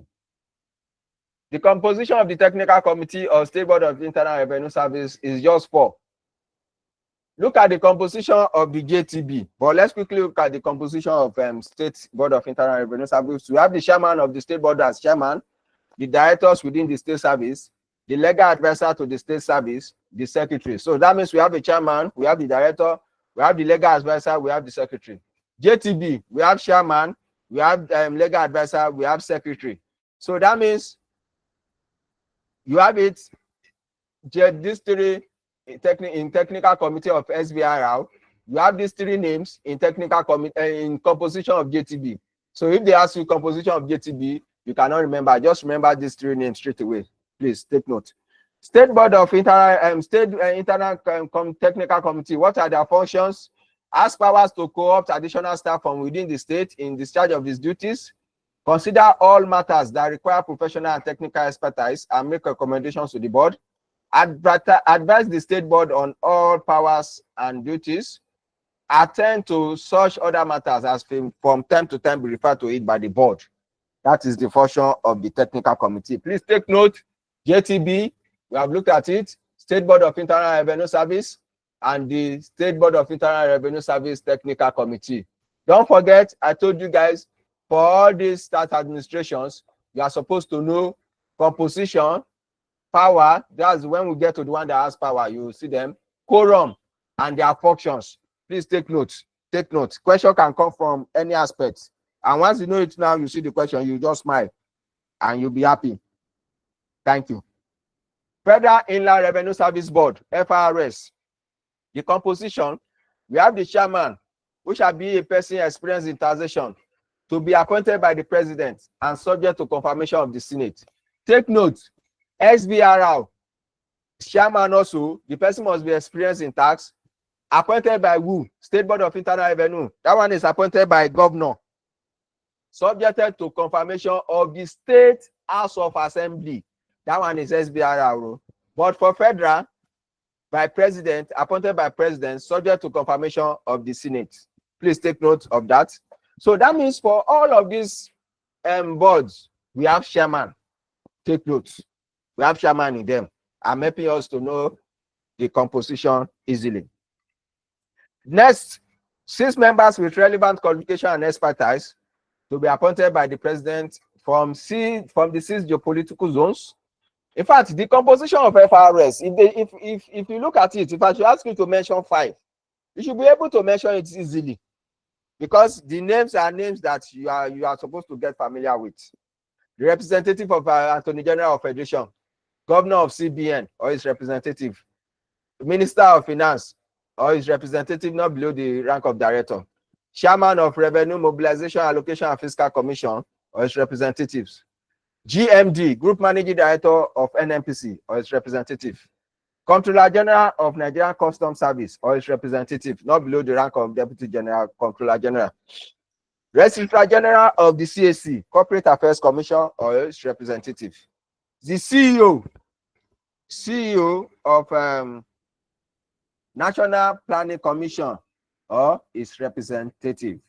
So please take note of the compositions of FRS. I can see that one is a little bit different from the first 3 that we have looked up, but you can still see chairman in them. So, but if they should ask you composition of FRS, if you cannot remember CBN Governor Abba, you cannot remember Attorney General of the Constitution, you cannot remember the chairman, Group MD of NMPC, Custom Controller General, you should be able to remember at least 5 easily. At least 5 easily. Please take note of that. Please take note of that. The chairman and other members of the board, other than ex-official members, shall hold office for a time of 4 years, renewable once only, on such terms and conditions as may be specified in the letter of appointment. So that means they cannot serve more than 8 years.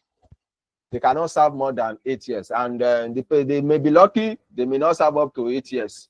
They may do only 4 years, and another president will tell them, no, don't worry, I don't need your services again. Mr. Fowler, he did only 1 term, 4 years. Mr. Mohammed that left because before the current Mr. Zakios Adedeji came there, he too did not use 8 years. So it depends on who is in power. So what are the powers and functions of State Board of Internal Revenue Service? So power and function of FRS, please. Not State Board of Internal Revenue Service, so please, FRS. Provide the general policy guidelines relating to the functions of the service. Manage and superintend the policies of the service on matters relating to administration of the revenue assessment, collection and accounting system. Review and approve the strategic plans of the service. Employ and determine the terms and conditions of service, including disciplinary measures of the employees of the service. Stipulate remuneration, allowances, benefits, and pensions of staff and employees in consultation with National Salaries, Income and Wages Commission. Do other things which in his opinion are necessary to ensure the efficient performance of the functions of the state of the service under the Act. Then we have the secretary. What is the duty of the secretary? Issue notice of meetings of the board, keep records of the proceeding of the board, carry out such duties as the executive chairman of the board may from time to time direct, And also the service shall assess person, including companies, enterprise chargeable with tax, assess, collect, account, and enforce payment of taxes as may be due, collect, recover, and pay to the designated account any tax under any provision of this act. In collaboration with relevant ministries and agencies, review the tax regimes, promote the applicable tax revenue to stimulate economic activities.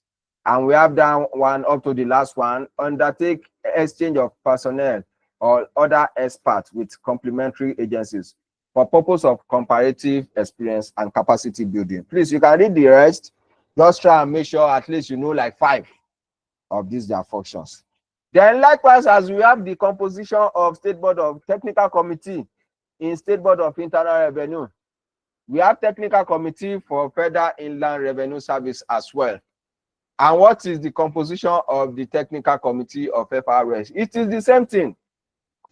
Executive Chairman of FRS as Chairman of the Committee, Directors and HOD of Department of FRS, Legal Advisor to FRS, Secretary to FRS. You can see this you see it in Technical Committee of State Board of Internal Revenue. And you see these 4 names. You can see the 3 names in JTB composition. So please take note. What are their functions? Consider all tax matters that require professional and technical expertise and make recommendations to the board. Advise the board on any aspect of functions and powers of FRS. Attend to such other matters as fail from time to time be referred to it by the board. The next one is Joint State Revenue Committee. Just as we have the JTB involves members from FRS and State Board of Internal Revenue. The Joint State Revenue Committee now involves members of a particular state, members from State Board of Internal Revenue, and the local government revenue committees. So each local government in Nigeria, they have their own respective local government revenue committee. Please take note of that. What is the composition of the local government Joint State Revenue Committee? Chairman of State Internal Revenue Service as chairman, chairman of the local government revenue committee, a representative of Bureau on Local Government Affairs, not below rank of director, representative of Revenue Mobilization, Allocation and Fiscal Commission, State Sector Commander of FRSC, Federal Road Safety Commission, the legal advisor of State Internal Revenue Service, and the secretary of the committee, which shall be a staff of the State Internal Revenue Service. At least from this Joint State Revenue Committee, you can see legal advisor, you can see secretary, and you can see chairman. So please take note. They are all bonus questions. They should ask you. What are their functions? Implement the decision of the JTB. Advise the JTB and state and local governments on revenue matters. Harmonize tax administration. Enlighten members of the public and carry out all such functions as may be assigned to it by JTB. Then let's look at the Local Government Revenue Committee. What is their composition of Local Government Revenue Committee? The Supervisor for Finance as chairman, 3 local government councillors as members, 2 other persons experienced in revenue matters to be nominated by the chairman of local government on personal remit. What are their functions? They shall be responsible for the assessment and collection of all taxes, fine rates under this jurisdiction. They shall account for all amounts so collected in manner to be prescribed by the Revenue Committee or chairman of local government. The Revenue Committee shall be autonomous of the local government treasury department and shall be responsible for the day-to-day administration of the department. So please take note of that. Then tax jurisdiction. Who are these people supposed to collect tax from? For companies, incorporated entities, FRS is the relevant tax authority. For State Board of Internal Revenue, they are the relevant tax authority for unincorporated entities, individuals, and body of individuals. Then if there is any issue between one state and one other state, to determine which state board is the relevant tax authority for a particular taxable person, the question of residence of such a person must be settled first. I think I talked about this when I was talking about Governor Ibikunle Amosu and then Governor Babatunde Raji Fashola during that time, when people that were staying in Mowe, Ibafo, that which is under Ogun State, and they are working in Lagos State. A lot of companies didn't know then that they are paying their taxes to Lagos State.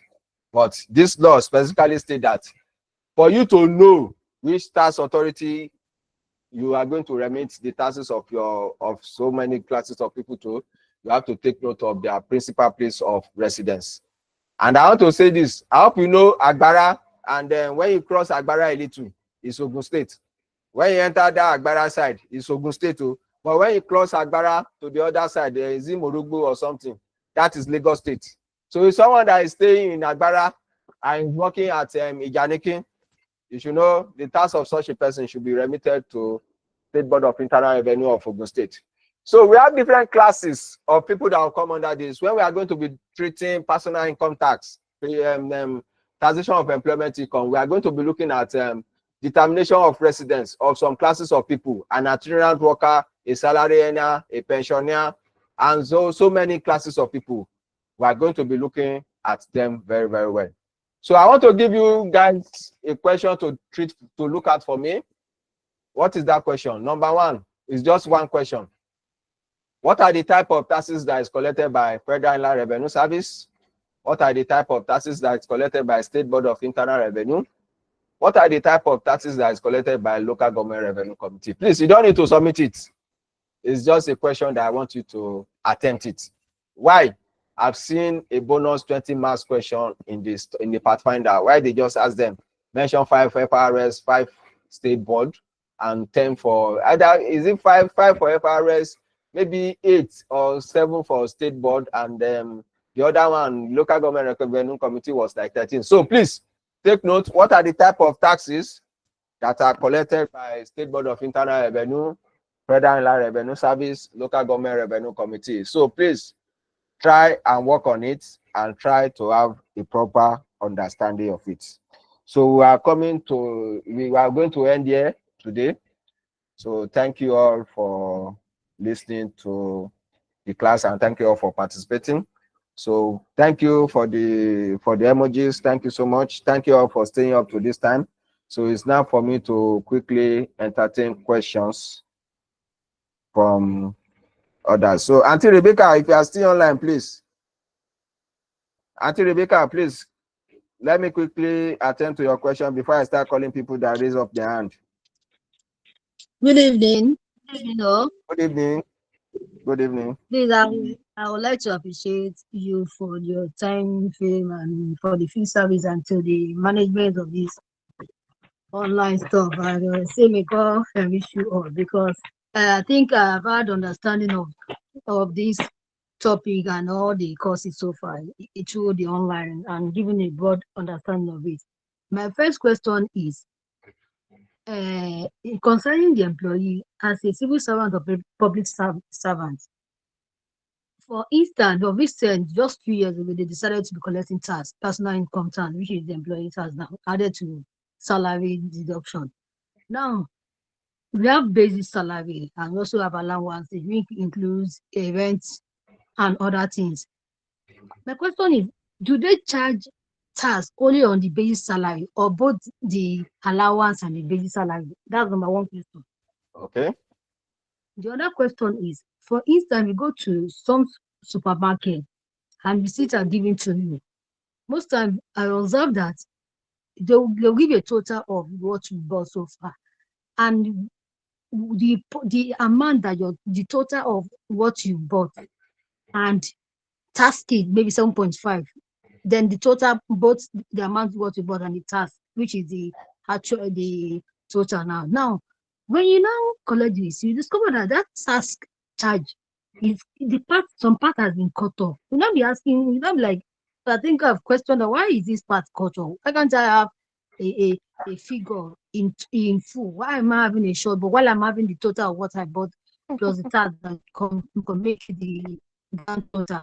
So the sales representative might not give me the right answer. So in that case, though if I do my mathematics, I will get it. But the question is, why are they hiding such from value-added tax being charged on the product, but why are they hiding it from the buyer? That's the second question. Okay, thank you. For that second question, I don't know. I cannot answer it. Maybe Okay. My maybe they first don't want question you then. to know, Basic or they talent. are hiding it, or I don't maybe know. they have their own creative stuff that they wanted to do. But that's that one. Then your main question. Okay, Yes, sir. all remunerations that is coming to an employee. I hope you know Yes, there sir. is what we call benefit in kind. What is benefit in kind? If as an employee of a company is providing Yes, rent sir. for you, a company bought generator for you, a company bought, Yes, sir. you have official car, the company Yes, is sir. the one that is paying for your gardener, Yes, sir. paying for your cook. I hope you know all this money Yes, that the sir. company is paying for all those cook will be added as part of Yes, your sir. income. So Yes, all sir. remuneration, basic allowances, rent allowance, wardrobe, brushing allowance, toothpaste allowance, shoe allowance, this ring Yes, sir. allowance, gold ring allowance, Yes, sir. anything allowance that the company is paying will be subjected to tax. Yes, sir. It's supposed to be subjected to tax. Okay. Yes. Everything. Okay. Once you are So, receiving any remuneration, leave allowance, blah, blah, blah. The only one that is exempted is redundancy payment. That is exempted from okay. that. What's the other? I forgot gratuity. Yeah. I remember the name, gratuity. Okay. That's the only one that is exempted from Okay. tax. Now, all right. So the Okay. government is trying to take back and give it back now. Thank you for the answer. I really appreciate it. You people are not paying tax in Nigeria now. When your rent, let me tell you this: before you pay your rent, I hope you know you are supposed to be told 10%. Sorry, is it 10% or 5%? Before you pay your rent to your landlord, you're supposed to be told. How many of us here have ever done that? You are not paying tax in Nigeria. We have. Let's move on. Mr. Olabiodun, please straight away to your question. Mr. Olabiodun or Mrs. Olabiodun, please. Or Miss Olabiodun. Olabiodun. Okay, no response. Adeniyi Itunu.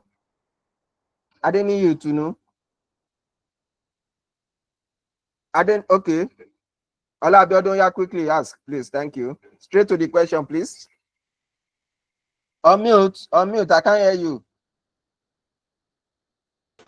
Hello, sir. Yes, boss. Go on. Good evening, sir. This I didn't need to know. So thank Okay, you very no. much for your time and sacrifice, and I really enjoy the class and mockeries. So my question is, as regards I actually dropped the question on the inbox before. I didn't know if you've seen it. So, but network, I have to log in and re-log in again. So my question is as Okay. regards the value added tax and the VAT.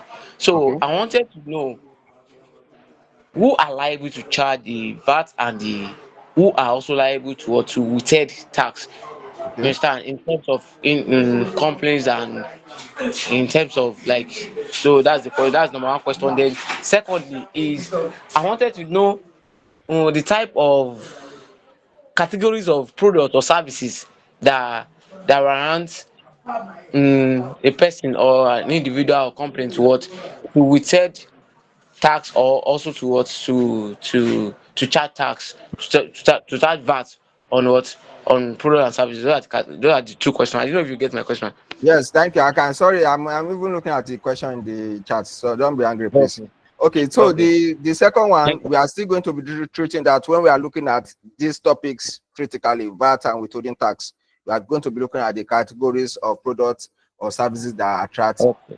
VAT and withholding tax. Okay, now for the first question, who are liable to charge VAT and also to withhold tax? Now let me make use of yourself and myself as an example.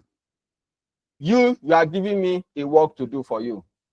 Maybe now you are employing me as your auditor. You are employing me as your auditor. If me, I want to give you bill, I'm the one that is supposed to add my VAT to the expenses that I'm giving you. So that means I'm the one that is responsible for remitting my VAT. If I give you bill and I didn't add VAT to it, the problem is on me. I hope you get it. Withholding tax now is going to be on you. Before you pay me, you are supposed to withhold based on the particular percentage. You are supposed to withhold that amount for my money before you pay me. If you did not withhold it and you pay me the full money, the problem is on you. When the tax authority, State Board of Internal Revenue, SBIR, if they come for tax audit and they discover that, oh, you employ your auditor, where is the evidence of withholding tax deduction? Tax consultant, where is the evidence of withholding tax deduction? Your company rent, where is the evidence of withholding tax deduction? And you did not deduct. You are the one that will face the problem. Oh. And you are not just going to pay the amount. Oh. You are going to pay penalties and interest. I hope I've answered your question, sir. Okay, yeah, you've answered Okay. the question, sir. Thank But you. in the situation whereby maybe even me withholding the tax, maybe for example now, just a casual business, like You maybe withhold it and you did not remit. yeah, it's an Nigerian meeting. I About no not try, remit. no try, you go collect later. Because even me, I will sue you. Because now that withholding tax, I'm supposed to use it. I'm supposed to use it to reduce my tax liability, and you did not pay it for me. I go sue you, sir. I'll just tell you, instead of you paying 100,000, pay me 1 million. Once you just tell me, oh yeah, let's settle out of court. You know, that means you want me to do anyhow with that. Thank you. Ola Abiodun, please, straight to the question. We have like just 6-7 minutes. Ola Abiodun, if you're not there, let me call the next person. Anosike Ifunaya. Anosike Ifunaya, please. Mr. Ola Abiodun. Okay, Anosike Ifunaya, please go on. So, Mr. Abiodun, immediately after Mr. Anosike, just ask your question. Okay, please, straight to the question, ma, please. We have a few minutes. Thank you so much. But please, I want to ask question based on there is this thing called water rate and development levy. Okay. I don't know if you're aware of it. And I want to ask, under what category is it? Because normally here in Kwara State, they used to charge it on every staff. 100 naira annual development yes, levy. 100 naira per. It's not only Kwara State, it's every state. When you are doing So your under annual what returns. category is it? Category as well. Is it? I don't understand. I don't even understand the rates. What exactly is the water rate development levy, and why are they charging it, and who collects it? It's the law. It's the law that introduced it. But in Lagos, we are not paying water rates though. But in we are paying development levy, and that one is the responsibility of the companies for development levy. Water rate, I may not be able to answer it now, but I know development levy. When you are doing your annual returns between January, before end of January 30th, you are supposed to do the annual return. So you are going to pay 100 naira per head of each staff in your organization. So that one is for the state government. It's the state government that is collecting that one. So we have it in all the states though. It's a form of revenue to the government, actually. But for the water rate, I cannot actually answer you on that now, but I guess it's just to provide water for the people. Yes, there was a time that Lagos state government said wants to be charging some kind of levy on borrow. But you know, social media goes. I think some years ago. But social media goes, they have to step it down. Then they have to step it down. Okay, thank you, sir. My second question, sir. This withholding tax, which company are liable to pay it? Is it service industry or manufacturing or the both? Because I have a situation in our company that they charged us for withholding tax, and our legal advisor was like, we are not into service industry. That's in fact it was a long story I don't want to go into, but I want to ask which company should pay withholding tax? Is it service or manufacturing or the both? Once you are providing service, maybe your company now is withholding tax is supposed to be charged even on manufacturing, but it's exempted for some transactions. Maybe you are buying goods and the goods you are using it for production of your whatever you are selling. You are not supposed to charge withholding tax on that. But maybe now your company engage the services of an auditor, then your company is supposed to withhold tax before you pay that your auditor. So every company is supposed to charge it. When we get to withholding tax, we are going to be looking at it critically though. So just relax your mind, man. Thank you. Okay, Mr. Ola Abiodun first. Mr. Ola Abiodun. Mr. Ola Abiodun.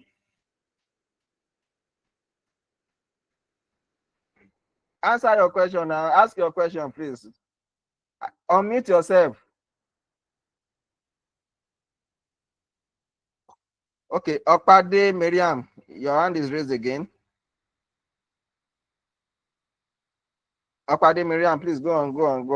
Fast.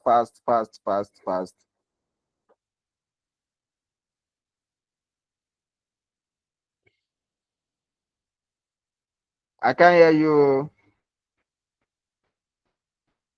Mr. Yes, Okay, oh yeah. good evening, sir. Go on, ma. Your question straight. Sir, I said when you were okay, you gave a take home. You said the types of taxes collected by FIRS and SBI. I was unable to get the remaining two. Local Government Revenue Committee.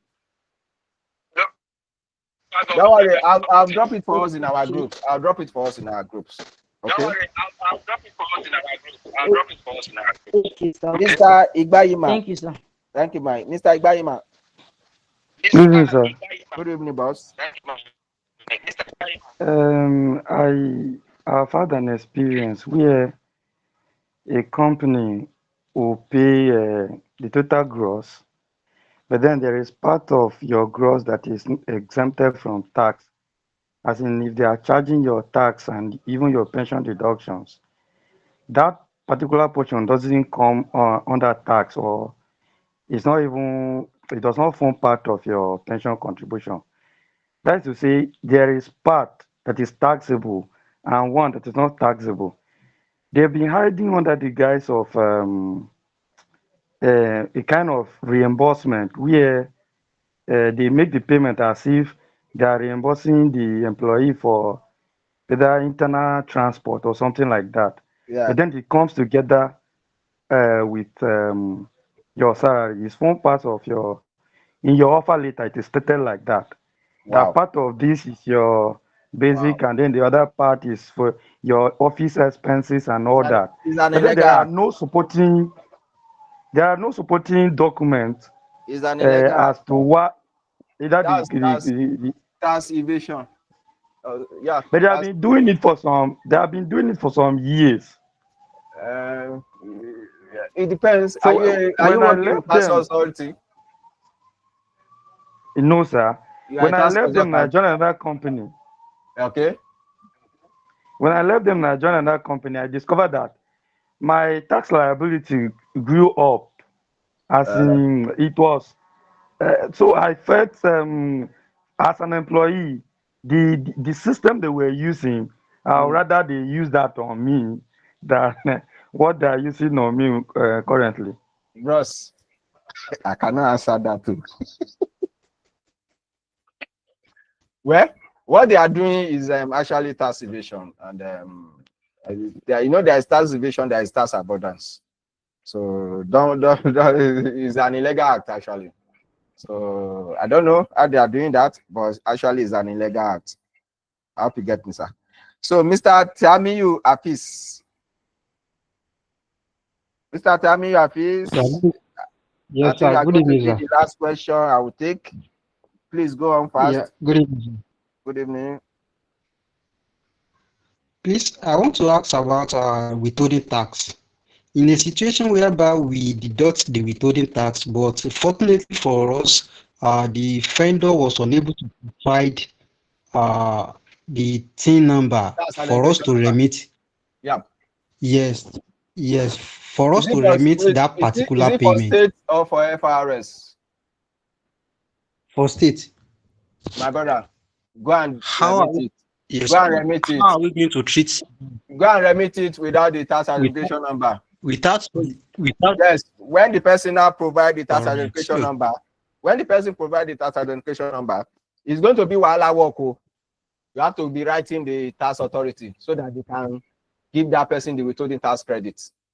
But you need to save your own company from wahala, because the withholding tax that you deducted in June, you are supposed to remit it to federal government, FRS 21st, to State Board of Internal Revenue. I can't remember the dates now, but I think either 30th of that month. So you are supposed to remit it. If not, you are going to be the one that will pay it you pay late returns penalty, and you pay fines. So please take note. So please, I cannot take every question again. Anybody that say a question, I'm going to open our group. If you have questions, you can come to the group and ask your question. So please, Mr. Sadiq Olawale, come to the group and ask your question. Auntie Angela, I will open the groups. You can come and ask your question. So we are going to end this class here today. And thank you everyone for joining. We'll meet again tomorrow, hopefully this time. So thank you all for being in class, and thank you for the questions. Thank you for the emoji. Thank you for the love, and see you tomorrow.